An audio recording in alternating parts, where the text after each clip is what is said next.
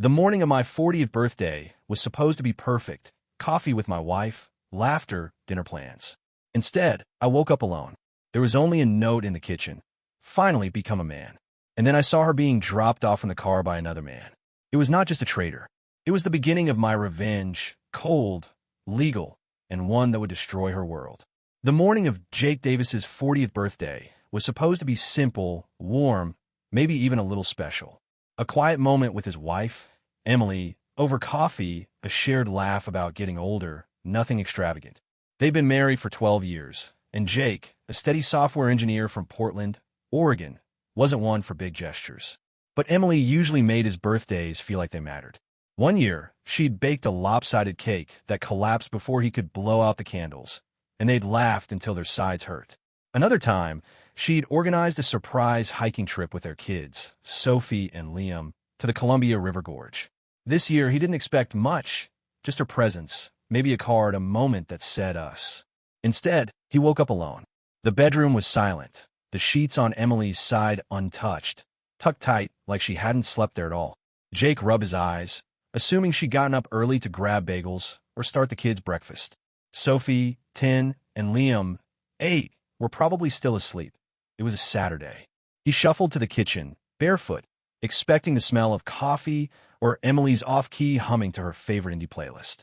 But the house was dead quiet. No clinking mugs, no running water, no music. Just a single envelope on the counter, propped against a salt shaker. His name was scrawled on it in Emily's sharp, hurried handwriting. Jake opened it, half expecting a cheesy birthday note. Instead, he found a glossy gym membership brochure, the kind that screamed overpriced fitness trends. A yellow sticky note was slapped on the front. Become a real man already. He stared at it, his thumb tracing the words, waiting for the punchline. Emily had a biting sense of humor, the kind that could sting if you weren't ready for it, but this felt different. The words weren't playful. They were cold, like a jab meant to bruise. He let out a dry chuckle, trying to shrug it off, but his stomach twisted. Something was wrong. He poured a glass of water, the taps hissed the only sound in the room, and tried to reason it away. Maybe she was stressed. Emily, 38, had been climbing the ranks at her marketing firm, working late, chasing deadlines. She'd been distant lately, sure, but Jake chalked it up to her job. He'd been supportive, picking up the slack with the kids, handling school runs, cooking dinners. Still, the note gnawed at him. It wasn't just an insult. It felt like a verdict.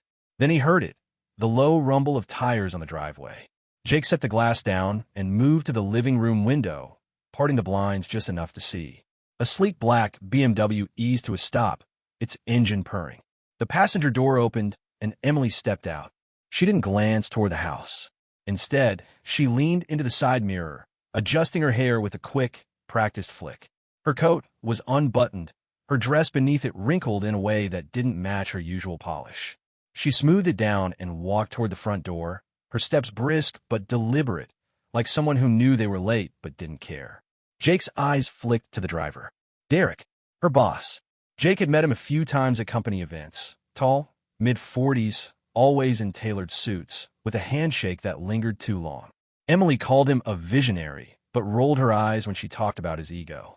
He's brilliant but exhausting, she'd say. Now, there he was, sitting in their driveway at 7:10 a.m., not even bothering to hide. Jake's grip on the blinds tightened. Emily walked in, her keys jangling as she tossed them on the entry table. She froze when she saw him standing there, his arms crossed. "Oh," she said, her voice too bright like she'd been caught off guard. "Didn't think you'd be up this early." "It's 7:14, Jake said, his tone flat. She shrugged, brushing past him toward the hallway. "Yeah, lost track of time." "Where were you?" he asked, not moving. She stopped, her back to him, then turned with a casual sigh. "The office. Late brainstorming session. Derek and I crashed there. Didn't see the point in driving back, just to turn around." Jake nodded slowly, but his eyes caught details he couldn't ignore. Her dress was creased, not from sitting at a desk, but from something else. Her eyeliner was smudged, hastily touched up. She didn't smell like her usual lavender perfume, but something heavier, muskier. And there, on the left side of her neck, half hidden by her collar, was a faint red mark, small, oval, definitely not from a seatbelt. His gaze lingered, and she noticed. Her posture stiffened for a split second before she scoffed. "Oh, come on, Jake." "Seriously?" She tugged her collar up. It's probably from the couch or something. You're being paranoid. Couch, he repeated, his voice low. She gave him that half laugh she used to deflect, the one that made him feel small. God, you're jealous over a wrinkle? Happy birthday, I guess.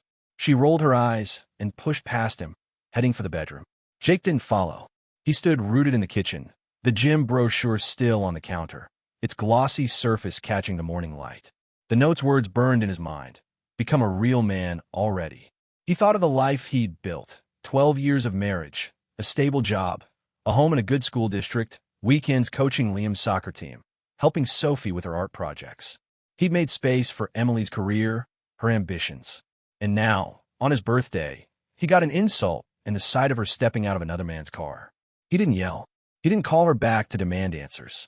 Instead, he picked up the brochure, folded it, and slipped it into his pocket. Something inside him shifted. Not rage, not yet, but a quiet, cold resolve.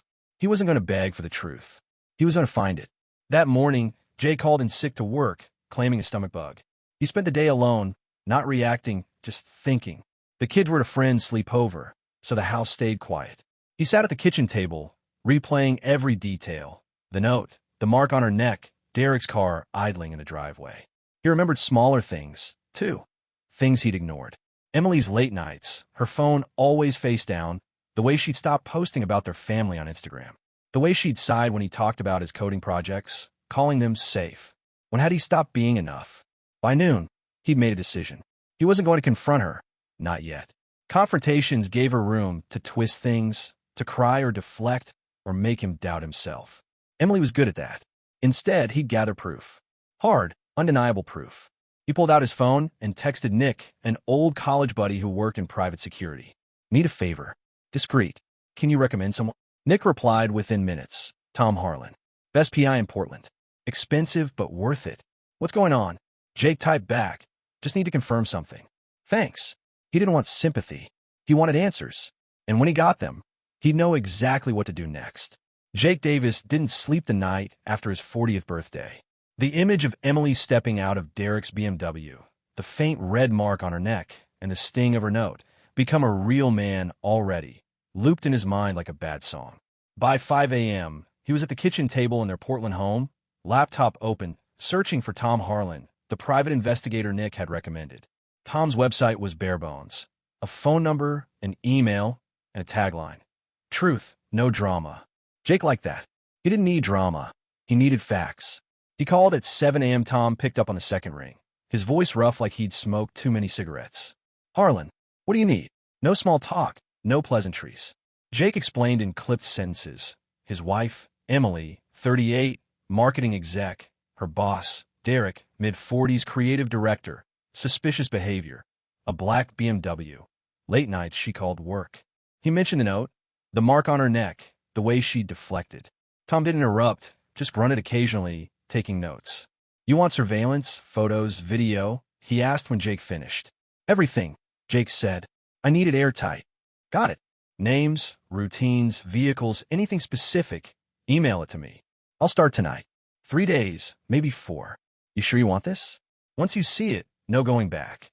I'm sure, Jake said, his voice steady. He sent Tom a detailed file. Emily's work schedule, Derek's car plate number, her habit of wearing heels on Thursdays, her new musky perfume, the restaurant she mentioned for client dinners. He included Sophie and Liam's school schedules, noting times Emily was supposed to pick them up but didn't. Tom replied with one line, on it. Jake went to work that day, coding automation scripts at his engineering firm, but his mind was elsewhere. He kept his phone face down, avoiding the urge to check Emily's Instagram. She'd come home the previous night at 9 p.m., humming, claiming a killer pitch meeting. She'd kissed his cheek and gone to bed, her phone tucked under her pillow. Jake hadn't said a word. He was done asking questions she'd only lie about. 3 days later, Jake found a padded envelope on his porch, no return address, his name in thick marker. Inside was a USB drive and a single sheet of paper. Tuesday, Hilton Garden Inn, exit 22 off I-5. Check-in 9:47 p.m., check-out 6:58 a.m. Derek drove. She kissed him before entering. Jake's pulse quickened, but he didn't open the drive yet. He waited until the kids were at school, and Emily was at her office. Then he locked the door, plugged the USB into his laptop, and clicked play. The footage was crystal clear, shot from across the street. Emily stepped out of Derek's BMW in a black dress Jake didn't recognize, short and tight. Derek followed, his hand grazing her lower back. She turned, laughed, and kissed him, quick but deliberate, like it wasn't their first time. They walked into the hotel's side entrance, her arm looped through his. The timestamp read 9:47 p.m. A second clip showed them leaving at dawn, her hair messy, his tie loosened. Photos filled the rest of the folder. Close-ups of her smile, his hand on her waist, their car parked under a flickering streetlight. Jake didn't flinch. He expected anger, maybe tears, but all he felt was a strange calm, like a puzzle piece snapping into place. He copied the files to a secure cloud folder labeled Plan B, then called Tom. "Got it," Jake said. "Anything else?" "Plenty," Tom replied. "She's not careful. Dinner receipts, salon visits, hotel bookings, all on her personal card, not the company's. Want me to keep digging?" "Yes," Jake said. "And check our joint account. I need to know what she's spending." Tom delivered again 2 days later. A report detailing Emily's transactions. She'd spent thousands from their shared savings. $200 dinners at trendy Portland steakhouses, $150 salon appointments, for $100 hotel stays billed as conference rooms. None of it was on the company card. She wasn't hiding it from the bank, just from Jake. He cross-checked the dates. Every late meeting matched a charge. Every client dinner was a lie. He started documenting everything himself. When Emily said she was stuck at the office, he noted the time she left and returned. When she claimed a team drinks night, he jotted down the bar's name. He screenshot her Instagram stories. Rooftop lounges, wine glasses against city skylines. No trace of their kids or him. Sophie's school play, Liam's soccer game. Emily missed both, claiming work. Jake called Sophie's teacher, who said, "Sophie's been quiet lately. She keeps asking if her mom's coming to events." Liam's coach mentioned the same. Kid looked for her in the stands every game. The betrayal wasn't just personal, it was parental. Sophie, 10, drew pictures of the family without Emily now. Liam, 8, stopped asking where she was. Jake's chest tightened every time he thought about it, but he channeled the pain into action. He bought a small notebook, logging every absence, every lie, every charge. He wasn't obsessive, just precise, like he was debugging code. Each entry was a brick in the case he was building. One night, Emily came home at 11:30 p.m., reeking of champagne. "Long day," she muttered, collapsing onto the couch. Jake nodded, saying nothing. He noticed her phone light up with a text from D. She flipped it over quickly, but not before he saw. He didn't confront her. Instead, he texted Tom. "Check her phone records if you can. I need names and times." Tom warned it'd cost extra. Phone data was tricky, but Jake didn't care. "Do it," he said. The next day, Tom sent a partial log. Dozens of late-night texts to Derek, calls lasting 20 minutes. Some at 2 a.m. Jake saved it all, his resolve hardening. This wasn't about love anymore. It was about protecting his kids and himself. By the end of the week, Jake had enough. Photos, videos, receipts, school reports, text logs. A dossier that could bury Emily in court. He met Tom at a diner off I-5, a greasy spot with flickering lights. Tom slid a final folder across the table. "This is everything," he said. "You've got her cold. What's your next move?"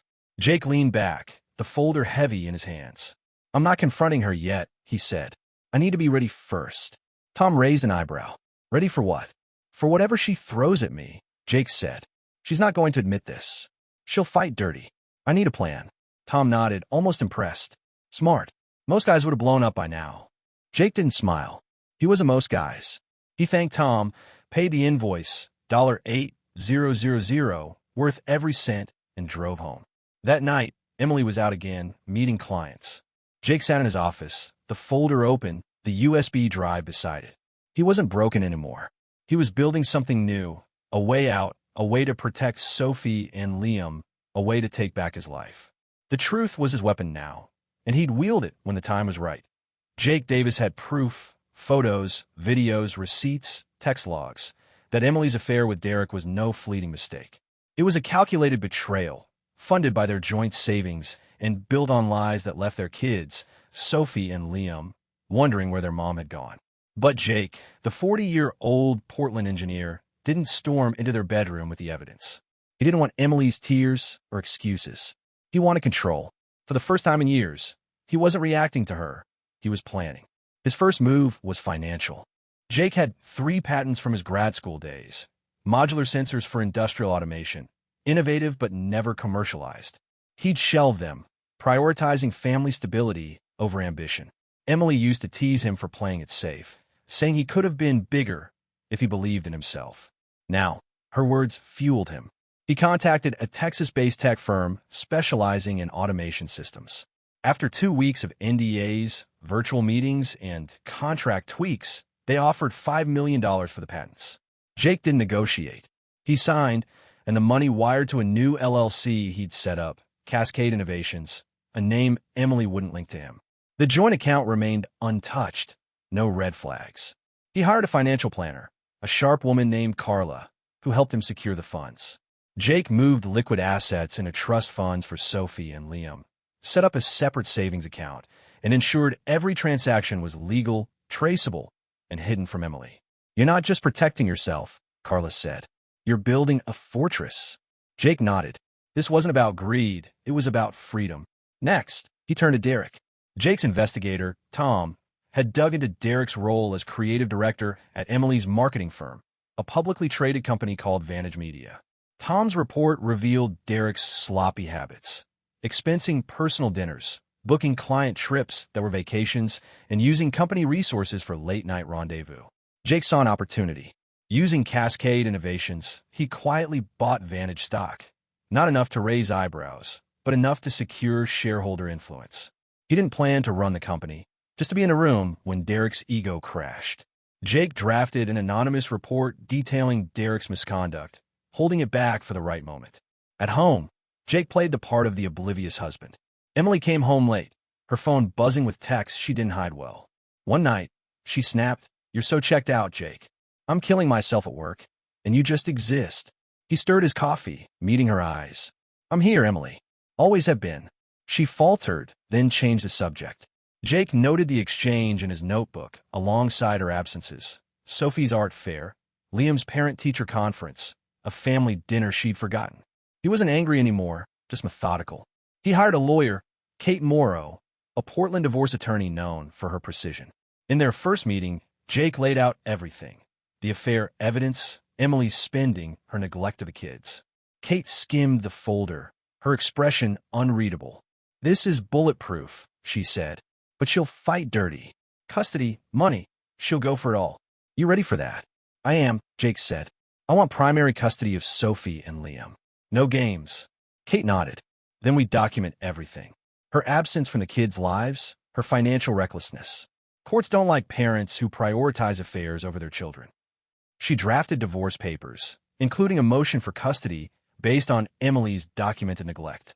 Jake added school reports. Sophie's teacher noted her withdrawn behavior, linking it to Emily's absences. Liam's coach wrote, "Liam seems distracted, often asks if his mom will show up." Each piece tightened the case. Jake's final step was personal. He started attending Sophie's art classes, cheering at Liam's soccer games louder than before. He cooked their favorite meals, tacos for Sophie, spaghetti for Liam, and listened when they talked about school, friends, fears. One night, Sophie asked, "Is Mom okay?" "She's never here." Jake hugged her, swallowing the truth. "She's just busy, kiddo. But I'm here." He vowed they'd never feel abandoned again. Emily grew bolder, oblivious to Jake's moves.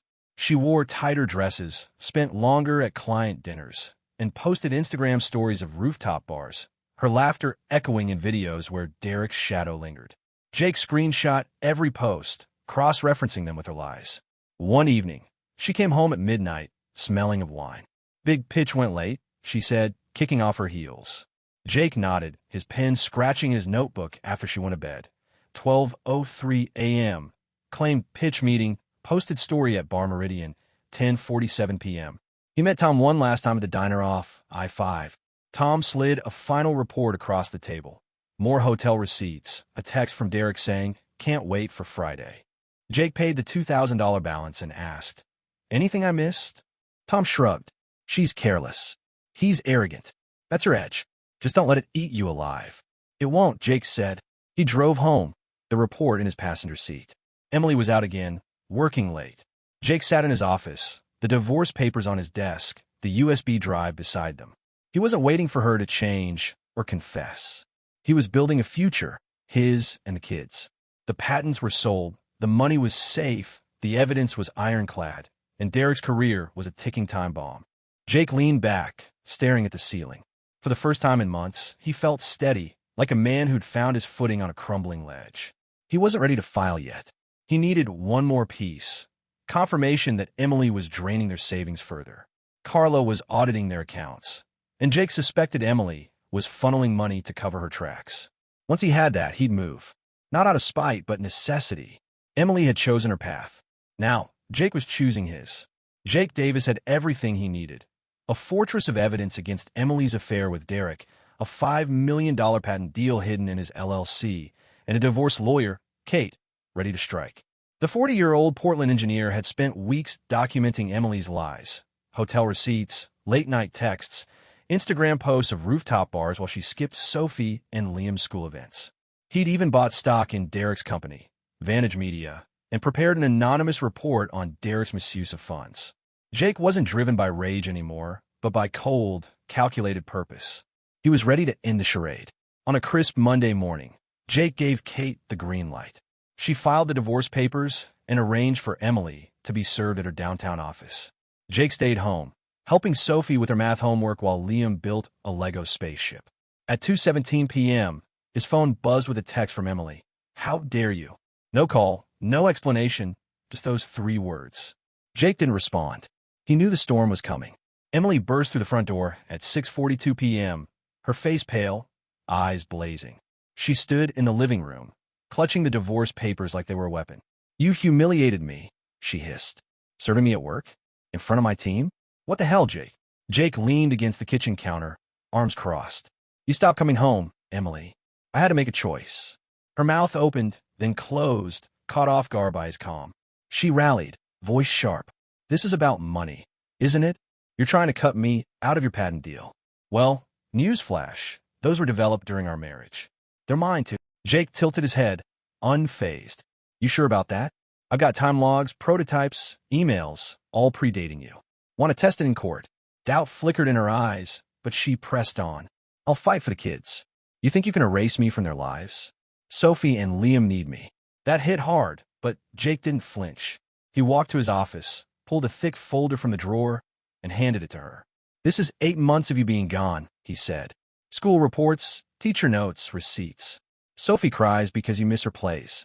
Liam checks the stands every game, hoping you'll show. You spent our savings on hotels and dinners with Derek. It's all here." Emily flipped through the folder, her hands shaking. Photos from the Hilton Garden Inn, timestamps of her meetings, a note from Sophie's teacher. "Sophie seems withdrawn, often asks if her mom will attend events." Emily's grip loosened, her bravado crumbling. "You're twisting this," she whispered. "You're making me the villain."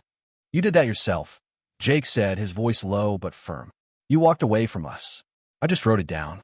She stood frozen, then tried one last jab. "I'll get a lawyer. You'll regret this." But her voice lacked conviction. She left the folder on the counter and stormed out, slamming the door. Jake exhaled, the weight of the moment settling in. It wasn't victory, it was clarity. The next day, Jake sent his anonymous report to Vantage Media's board through a shareholder contact. It detailed Derek's expenses: $3,000 client dinners with no clients, company cars used for personal trips, hotel bookings matching Emily's receipts.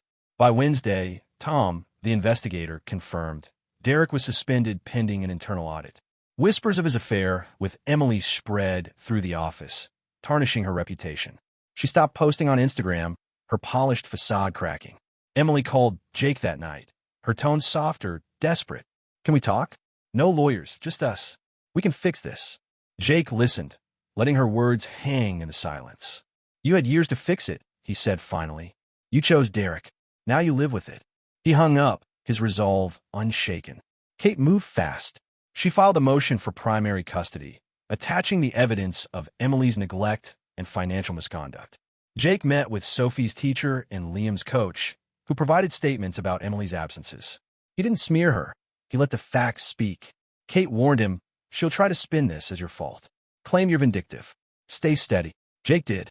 He kept life normal for the kids, driving Sophie to art class, cheering at Liam's soccer games. One evening, Liam asked, "Is Mom mad at us?" Jake knelt, meeting his eyes. "No, Buddy. She just lost right now. But you've got me always." Liam nodded, hugging him tight.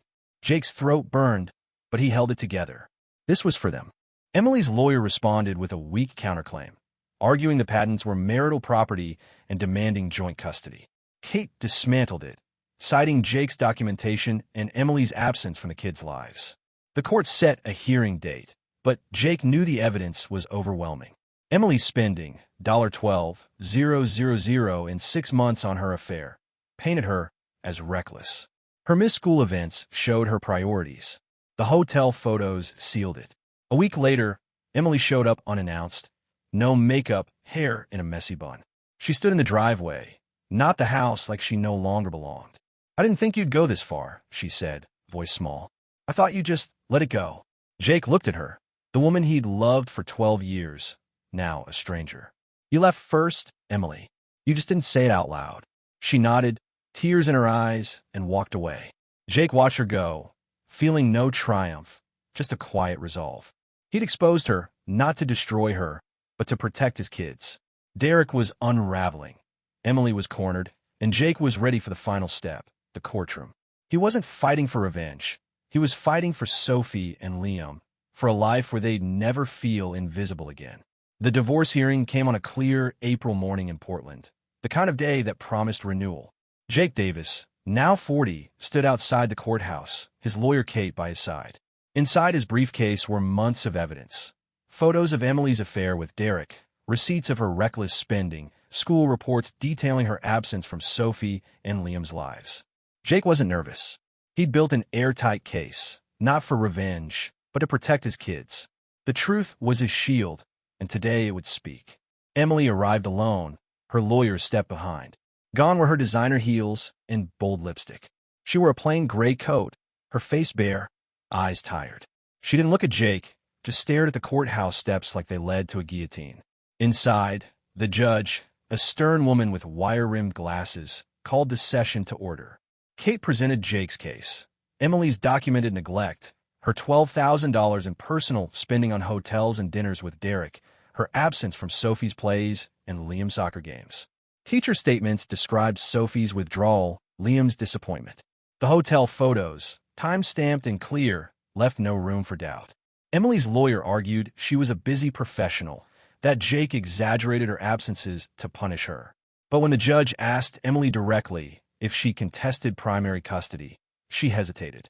Her voice, barely audible, said no. She admitted she'd prioritized work and personal matters over family. Her lawyer shifted uncomfortably, expecting a fight, but Emily offered none. The judge nodded, her pen scratching notes. The ruling came swiftly. Jake was granted primary custody of Sophie, 10, and Liam, 8. Emily received supervised visitation every Saturday for 6 months, pending review. No child support was ordered. Jake didn't want her money. The patents, proven to predate the marriage, stayed his. Emily's lawyer muttered about an appeal, but she shook her head, silencing him. As they left the courtroom, she glanced at Jake, her eyes wet but resigned. He held her gaze, then walked away. This wasn't about her anymore. Back home, Jake focused on the kids. Sophie started drawing again, her sketches brighter, full of color. Liam joined a robotics club, his laughter filling the house. Jake saw pieces of them healing, and with them, pieces of himself. He used part of the $5 million from his patent sale to fund STEM labs at their school, a scholarship for low-income kids, and a summer coding camp. He wasn't chasing applause, just building something real, something his kids could be proud of. Emily changed, slowly. She moved to a small apartment and took a job at a modest ad agency, far from the glitz of Vantage Media. She showed up for every visitation, bringing Sophie sketchpads, Liam a robotics kit.